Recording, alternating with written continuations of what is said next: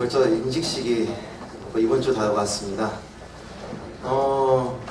우리가 다가오면서 오늘 오후 예배 말씀을 어떤 말씀으로 준비하는 것이 가장 좋을까 했는데, 역시나 임직을 받고 또 세움을 받는 사람이라면 그 무엇보다 기도가 응답되어야 되는 사람이 좀 있습니다. 정말 기도가 응답되는 명성이 있고 응답되는 역사들이 일어나는 사람 가운데 간증들이 많아요. 여러분들이 그런 간증들이 넘쳐나는 우리 모든 성교회 성도들 되길, 성도님 되길 간절히 소망합니다. 이렇게 세움받는 직분자 되길 간절히 소망합니다. 오늘 본문 말씀을 읽어보면요, 무화과 나무가 마른 것을 보고 제자들이 놀랍니다. 그런데 갑자기 뜬금없이 기도에 관련하여서 예수님께서 말씀하십니다. 왜 굳이 갑자기 기도에 다루셨을까요? 왜 굳이? 여러분 이 생각을 안 해보셨을까요? 지난 3년 동안 제자들은요, 예수님을 잘 따라다녔는데, 그러나 예수님의 앞에서 여러 가지 질문들이 있었지만, 예수님이 전날 분명히 말씀을 한 걸 보면서도 전날 분명히 그 저주한 남을 보고도 예수님 앞에 질문합니다. 근데 질문을 하는데 예수님께서 갑자기 뜬금없이 왜 이런 일이 있었나요? 이렇게 얘기하더니 같이 예수님께서 뜬금없이 하나님을 믿으라 하면서 기도를 얘기하세요. 이걸 말씀 보면서 이게 분명히 무슨 뜻인가 할 수 있습니다. 근데 상황을 보면 이렇습니다. 지난 3년 동안 하나님의 본체이신 예수님과 이들은 동행하였습니다. 그들이 필요한 것이 있으면 주님께서 채우셨습니다. 기도는 이미 유대인들의 문화였을 거예요. 그들은 이미 기도를 한참 많이 하고 그들의 율법에 따라서 계속적으로 기도를 많이 하는 것이 이들의 기본 문화의 사상 담아 있습니다. 그러나 주님과 함께 함으로 그럴 이유가 이들은 별로 필요 없었어요. 왜냐하면 기도하면 하나님께서 들으실까 하는 생각할 수 있어요. 우리가 가끔씩 그럴 때 생각 들지 않나요? 내가 하는 기도가 과연 하나님께서 들으시고 계시는 건가? 왜냐하면 음성이 들리지 않기 때문에 그렇습니다. 그러나 재미있는 것은 뭐냐면 예수님과 동행했던 그들 같은 경우는 예수님 앞에 예수님 이렇게 하면은 그분이 들으신지 안 들으신지 바로 보이시죠. 그리고 나서 예수님께서 말씀하시면 주님께서 들으신다는 것을 확실히 알았고, 그들에게 예수님 앞에 요청하게 되면 예수님께서 주시는 보호하심과 지혜와 기적들을, 많은 체험들을 이들은 했을 것입니다. 그리고 진짜 기도했을 때는, 그들이 진짜 기도했어야 될 때는 그들은 오히려 졸았습니다. 우리는 다르게 주님께 나가기 원하면 기도만이 갈 길입니다. 그러나 그들은 달랐습니다. 그러기에 주님께서 하늘에 올라가신 이후에도 그들은 똑같은 응답과 권세를 누릴 수 있다는 것을 알아야 했던 것입니다. 오늘 말씀의 상황 전에 마가복음 11장 12절 14절 말씀 제가 읽어드리겠습니다. 이튿날 그들이 베다니에 나왔을 때 예수께서 시장하신지라 멀리서 잎사귀가 있는 한 무화과 나무를 보시고 혹 그 나무에 무엇이 있을까 하여 가셨더니 가서 보신즉 잎사귀 위에 아무것도 없더라. 이는 무화과의 때가 아닙니다. 예수께서 나무에게 말씀하여 이르시되 이제로부터 영원토록 사람이 내게서 열매를 따 먹지 못하리라 하시니 제자들이 이를 듣더라. 근데 재미있는 건 뭐냐면요, 이 무화과가 때인가요? 아닌가요? 때가 아닙니다. 성경에서도 분명히 때가 아니에요. 근데 예수님께서 그 먹을 것을 찾았다는 걸 보면요, 예수님께서 뭘 원하셔서 그렇게 할까? 그러나 여러분들이 무화과 특징을 아셔야 되는 게 뭐냐면요, 잎사귀가 그들이 나오기 전에요, 아직 자라지 않은 열매가 나옵니다. 근데 그 열매가요, 아직 익지는 않았지만요, 실제로 먹을 수 있다고 해요. 그래서 마태복음에서는 그래서 예수님께서는 이걸 원하셔서 갔는데, 시장하셔서 갔는데, 잎사귀만 문성하고 그 조그만 열매조차도, 익지 않은 열매조차도, 먹을 수 있는 열매조차도 없었던 것이었습니다. 그래서 예수님께서 마가복음에서는, 연세복음에서 오는 말씀이랑 같이 이 나무를 저주해버립니다. 그리고 나서는 바로 말라버립니다. 마태복음 말씀에서는요, 무화과 나무가 곧, 즉 바로 말라버렸다고 합니다. 그 자리에서 말라버렸다고 합니다. 제자들은 당장은 몰랐습니다. 그 나무가 뿌리째 거기서 말라가고 있다는 걸요. 그날 밤이 돌아왔을 때는 어두워서, 그날 밤에 이제 돌아왔을 때는 어두워서 잘 못 보았습니다. 다시 아침에 보니까 말라버린 거예요. 이게 무슨 뜻일까요? 무화과 나무는요, 이스라엘을 상징합니다. 그리고 주님은 그들의 열매를 보고 심판하신다고 비유적으로 말씀하신 거예요. 그 열매는 무엇일까요? 유대인의 신앙, 율법주의적 신앙에, 그들의 신앙에 대해서 예수님께서 정면으로 말씀하시는 겁니다. 그리고 다음날, 오늘 다음날 그 고난주가 3일째쯤에 본문 말씀으로 오게 됩니다. 메시지가 이렇습니다. 심판이 다가옵니다. 심판이 다가온다. 그리고 그 심판의 능력을 보여줄 것입니다. 어떻게 그걸 알 수 있냐면 무화과 사건은 유일하게 예수님께서 하셨던 모든 기적적인 사건 중에서 무서웠던 사건은 딱 이거 하나밖에 없습니다. 나머지는요, 어떤 사건이냐면 유익을 가져다 주는 거예요. 오병이어의 기적을 보면은 사람들에게 유익을 갖다 주고 병치료 하시고 물리를 걸으시고 그 모든 것들은 사람들에게 해를 주는 건 하나도 없고요. 어떤 생명체에도 해를 주는 게 하나도 없습니다. 그러나 유일하게 오늘 이 말씀에 나오는 무화과 나무 사건은요, 예수님께서 하셨던 유일한 부정적인 기적 사건이에요. 그래서 이 말씀은 주님께서 배고프셔서 갑자기 짜증을 내서 나타낸 사건이 아니라 유대인의 신앙에 대한 심판의 경고를 나타내는 것입니다. 결국은 어떻게 됐나요? 유대인들은 어떻게 됐나요? 성전은 로마인들에게 인하여 무너집니다. 오늘 본문을 다시 돌아보겠습니다. 제자들의 질문과 예수님의 반응을 보기 원합니다. 마태복음 21장 20절에서 보면요, 제자들이 보고 이상히 여겨 이르되 무화과 나무가 어찌하여 곧 말랐나이까. 이게 무슨 뜻이냐면요, 어떻게 이렇게 마를 수 있습니까? 왜 이런 일이 일어납니까가 아니라요, 제자들은 이미 있었던 걸 알고 있는데, 그러면 무슨 질문이냐면요, 그 능력이, 이 무화과 나무를 말라버리게 했었던 그 능력이 어떻게 나타나갑니까? 라는 질문입니다.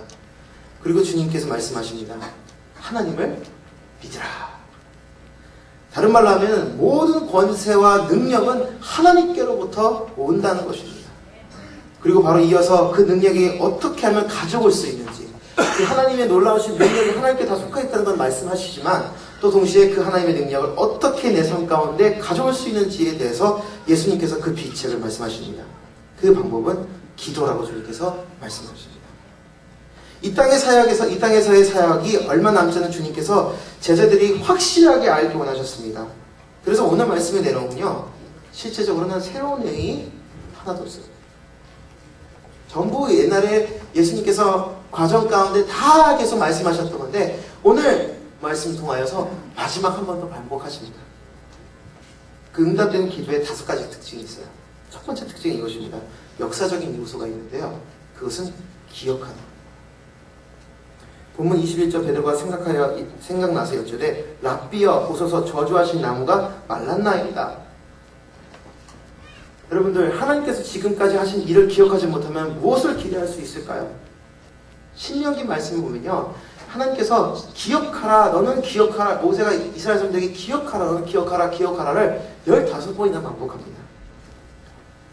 기억하는 것의 특징은 이겁니다. 더 많이 기억할수록 믿음의 확신이 더 세워집니다. 그래서요, 신앙생활 오래 하신 분들이 더 믿음이 좋은 분들이 많아요. 그래서 어떤 목사님이 그런 얘기해요. 오래 신앙한 게 좋을 때가 있다. 좋은 게 많다. 이렇게 얘기하세요. 물론 하나님과 더 관계를 깊이 맺는 것도 있겠지만 그만큼 많은 응답을 받았던 역사가 있기 때문에 내 믿음이 확고해집니다. 할렐루야. 예배 한 부분도요, 바로 주님께서 행하셨던 일을 그냥 행하실 겁니다라고 고백하는 게 아니라 지금까지 내 삶 가운데 행하셨던 그 주님의 능력을 우리가 하나님 앞에 다시 고백하는 시간인 줄 믿습니다. 역사적인 역소, 기억하는 것과 다음은 뭐냐면요, 신학적인 요소가 있습니다. 신학적인. 그것은 뭐냐면 하나님을 신뢰하는 것입니다. 신뢰하는 거예요. 오늘 본문 22절 23절 말씀 보겠습니다. 예수께서 그들에게 대답하여 이르시되 하나님을 믿으라. 내가 진실로 너에게 이르노니 누구든지 이 산더러 들어 바다에 던지라 하면 그 말한 것이 이루어질 줄 믿고 마음에 의심하지 아니하면 그대로 되리라. 여기 말씀의 핵심은요, 믿음이 아닌 것이라는데, 믿음이 아니라 하나님의 성품이십니다.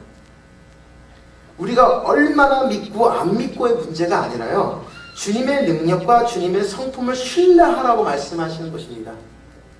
즉 주님의 뜻과 약속의 계획을 미라는 겁니다. 인간의 지혜로움보다 하나님의 무지하심이 더 지혜롭다는 것을 우리가 언제나 깨달아야 됩니다. 우리가 주기도문을 항상 고백할 때요, 하늘에 계신 우리 아버지여 이름이 거룩히 여김을 받으시오며, 그 다음에 나라의 마오시며. 근데 나라의 마시며 그 다음에 또 뭐예요? 뜻이 하늘에서 이루어진 것 같이 땅에서도 이루어지리라. 우리는 언제나 구해야 되는 것은 이겁니다. 나의 그 간구하는 기도 제목도 있겠지만요, 그 무엇보다도 하나님의 뜻을 먼저 구하는 저와 여러분들에게 간절히 소망합니다. 응답되지 않는 기도는 어떤 기도일까요? 바로 자신의 정욕을 구하는 것입니다. 야고보서 4장 3절 말씀 보면요, 구하여도 받지 못하면 정욕으로 쓰려고 잘못 구하기 때문이라. 모든 기도는요, 하나님의 영광, 즉 하나님의 뜻을 구하는 것으로부터 시작해야 되는 것입니다. 그분의 뜻이 가장 선하신 뜻이고 그분의 원하시는 그 영광이 가장 선하시다는 것을 우리가 그걸 깨닫고 하나님 앞에 기도해야 되는 겁니다. 그래서 기도할 때 마음이 이래야 됩니다. 하나님께서 내 기도를 응답하실 거야 하는 믿음의 신뢰도 있고요, 동시에 그 기도를 응답하지 않으실지라도 하나님께서는 더 선하신 것을 계획하고 계실 거야 라는 것입니다. 왜냐하면 하나님은 하나님의 뜻을 반드시 이루시는 분이시고 그 뜻은 가장 선하신 뜻이기 때문입니다. 할렐루야. 우리가 또한 이제 하나님을 신뢰하는 요소가 있지만요, 영적인 요소도 있습니다. 바로 우리의 믿음입니다. 오늘 다시 말씀 읽을게요. 22절. 예수님께서 그들에게 대답하시니 하나님을 믿으라. 내가 진실로 너희에게 이르노니 누구든지, 참 믿어됩니다. 이 말씀 보면 누구든지예요. 특별한 사람 아닙니다. 누구든지. 할렐루야. 저 같은 사람도 응답받습니다. 영혼 사람도 응답받습니다. 새신자도 응답받습니다. 오래된 사람도 응답받습니다. 누구든지 응답받습니다. 이 산 너러 바다에 던지라 하면 응답된다고 합니다. 할렐루야. 근데 여러분들 한번 해보신 적 있을까요? 있어요? 한번 산 올라가셔서 산아 옮겨치워라 해본 적 있으세요? 혹시 해본 적 있으세요? 예. 아, 솔직히 말씀해주세요. 뭐 하신 적 있으셔요? 저도 한 적 없습니다. 믿음이 부족해서 그런 것 같은데요. 근데 이 산이라는 얘기는, 이게 무슨 말씀이 뭐냐면요, 물론 큰 산도 얘기할 수 있겠지만 진짜로 하는 게 아니라요, 비유입니다. 무슨 말이냐면요, 탈무드에서요, 큰 문제를 해결하는 사람을 뭐라고 하냐면요, 큰 문제를 해결하는 사람을 뭐라면요, 산을 옮기는 사람, 그걸 뜻합니다. 큰 문제를 옮기는 사람, 큰 문제를 해결하는 믿음을 말하는 것입니다. 우리가 어떤 문제가 다가왔을 때 믿음만 있다면 이 산들을 옮겨줄 거라는 거냐면요, 어떤 큰 문제들이라도 옮겨준다는 믿음을 가지고 있다면 옮겨줄 것이라는 것입니다. 할렐루야. 마음에 그렇게 말하는 것이, 그 말하는 것이 이루어질 줄 믿고 마음에 뭐가 없어야 돼요? 의심하지 아니하면 그대로 줘야 된다. 그러면 내가 너에게 말하노니 무엇든지 기도하고 구하는 것을 받은 줄로 믿으라. 그러면 너에게 그대로 되리라. 잘못된 믿음은 어떤 믿음이냐면 자신에 대한 믿음이에요. 내가 믿음이 좋아서, 아니면 내가 어떻게 해서, 그런 게 믿음이 아니라요, 하나님을 믿는 믿음이 능력을 발휘하는 것입니다. 우리 인간의 능력 의심해야 됩니다. 오늘 예배팀이 참 열심히 연습을 했는데요, 여러 개 틀렸습니다. 그런 거 보면요, 정말 숙달된 사람들은 하는데요, 많이 틀려요. 그래서 제가 이 말씀 보면서 생각하는 게 뭐냐면, 우리 인간의 능력은 참으로 의심을 많이 해야 됩니다. 그렇지만 하나님의 능력은 어떤가요? 의심이 없어야 됩니다. 그러면 우리는 얼마만큼의 믿음이 필요할까요? 베드로가 물 위에 걷다가 두려워서 물에 빠질 때에 마태복음 14절 말씀에서 예수께서 즉시 손을 내밀어 그를 붙잡아 이르시되 믿음이 작은 자여 왜 의심하느냐 하시고 이렇게 말씀하는데요. 근데 재밌는 건 뭐냐면요, 예수님께서 베드로에게 믿음이 작은 자야 라고 말씀하시지만 베드로가 그 작은 믿음으로 뭐를 했나요? 물을 위로 걸었어요. 여러분들 솔직히 생각해보면 이 베드로가 믿음이 베드로가 없구나 하는 게 아니라요, 이 베드로는요, 물 위를 걸을 수 있다는 믿음이 있었다는 겁니다. 여러분들 예수님이 딱 왔는데 귀신인지 아닌지 모르겠다 하고 있는데 마침 예수님이 나타나서 예수님이시면 저를 물 위에 걷게 하세요. 그러면 걸어라 이러면서 내리실 분은 몇 명이나 되십니까? 근데 그때가 그냥 뭐 잔잔한 바다였나요? 폭풍치는 바다였단 말이에요. 그럼 목숨을 거는 거라고요. 근데 예수님께서는 그 믿음을 보시고 작은 믿음이라고. 어찌 보면은 우리에게는 큰 믿음 될 수 있지만 예수님께서 우리에게 원하시는 건요, 큰 게 아니에요. 작은 믿음입니다. 마태복음 17장 20절 말씀은 이르시되 너의 믿음이 작은 까닭이니라. 진실로 너에게 이르노니 만일 너에게 믿음이 겨자씨 하나만큼만 있어도 이 산을 명하여 여기로서 저기로 옮겨지라 하면 옮겨질 것이요 또 너에게 못할 것이 없으리라. 참 좋은 소식이에요. 겨자씨만한 믿음이 있습니다. 여러분 혹시 보셨나요? 겨자씨만한 거요? 혹시 못 보신 줄 얘기지만 참깨도 조금 더 작습니다. 요만한 믿음만 있어도 이 산다라 저 산을 옮기는 겁니다. 어떠한 큰 문제가 있더라도 요만한 믿음만 있어도 옮겨질 것이라는 것입니다. 참 좋은 소식이에요. 제사님께서 제자들에게 우리에게 요구하신 것도 제자들에게 요구하시고 우리에게 요구하신 것은요, 최소한 겨자씨 하나만큼의 믿음이 되라는 겁니다. 참 이러는 건 뭐냐면 완벽한 믿음이 아니라는 거예요. 원하시는. 솔직히 우리가 구원받는 것도 마찬가지입니다. 여러분들 믿음이 완벽하셔서 구원받았나요? 아니 완벽에 50%도 가까이 돼가지고 구원받으셨나요? 전혀요. 정말 작은 내 마음 가운데 있는 믿음, 정말 주님 없으면 난 다른 길은 없다고 판단했을 때 그 믿었던 주님 정말 살아계시면 저를 들어주세요, 저를 구원해주세요, 이 작은 믿음 하나 믿음이 우리를 구원한 것입니다. 여러분들 우리 그런 믿음 갖길 간절히 소망합니다. 물론 더 큰 믿음 갖길 간절히 소망합니다. 행함의 요소도 있어요. 그렇죠? 어떤 모델이냐? 간구하라는 거예요. 구하라. 야고보서 4장 2절 말씀 보면 너희가 얻지 못하면 구하지 않기 때문이오라 말씀하십니다. 마태복음 7장 7절 말씀 보면 구하라 그리하면 너에게 주실 것이요 찾으라 그리하면 찾아낼 것이요 문 두드리라 그러면 너에게 열릴 것이니 구하는 이마다 받을 것이요 찾는 이는 찾아낼 것이요 두드리는 이에게는 열릴 것이니라. 할렐루야. 하지만 조건이 있습니다. 구하여도 받지 못하면 정욕에 수렴하려고 잘못 구하기 때문입니다. 그것만 아니라면요, 우리가 구하는 그 모든 것들은 하나님의 선하신 뜻대로 이루어질 줄 믿습니다. 우리가 구할 때 주님의 뜻을 구해야 될 줄 믿습니다. 왜냐하면 주님의 뜻이 주님의 지혜가 가장 선하시기 때문입니다. 나보다 비교도 안 되게 나을 거기 때문입니다. 우리에게 가장 선한 것을 아시는 주님의 뜻, 그 뜻을 구하길 간절히 소망합니다. 마지막으로는 윤리적인 요소가 있습니다. 윤리적인 요소는 어떤 걸까요? 용서예요. 본문 보면 25절 말씀입니다. 서서 기도할 때에 아무에게나 혐의가 있거든 용서하라. 그러면 하늘에 계신 너희 아버지께서도 너희 허물을 사하여 주시리라 하시니라. 주님은 우리 안에 죄를 남기를 원하지 않으십니다. 그러나 우리가 이 땅에 사는 동안 이 모든 죄를 처리하는 것은 불가능합니다. 그래서 주님은 쉽게 말씀하세요. 용서해. 나의 모든 죄악들을 예수님께서 용서하시지만 내 삶 가운데 남아있는 그 모든 죄악들, 일단 먼저 시작해야 될 것은 뭐냐면 용서입니다. 구원에 관한 문제가 아니에요. 믿는 자들 안에 주님과 거리를 두게 만드는 것을, 그 죄를 떨쳐내는 거예요. 실은 이미 주님에 대한 믿음이 있다면 구원받은 거예요. 그러나 우리의 기도가 언제나 응답받길 원하신다면 우리 모든 죄악들을 떨쳐내 버리셔야 되는데 그 첫 번째가 용서하는 거예요. 그래서 예수님께서는 우리에게 요구하시는 것이 이겁니다. 첫 번째, 둘 중에 하나 선택해라. 첫 번째, 원한을 계속 품고 있든지, 두 번째, 용서하고 기도로 응답되든지. 여러분들 선택은 어떤 겁니까? 용서하고 응답받는 저와 여러분들 간절히 소망합니다. 한 목사님이 예를 들었어요. 기도는 어떤 거냐? 기도는 어떤 거냐? 그랬더니 목사님이 이래요.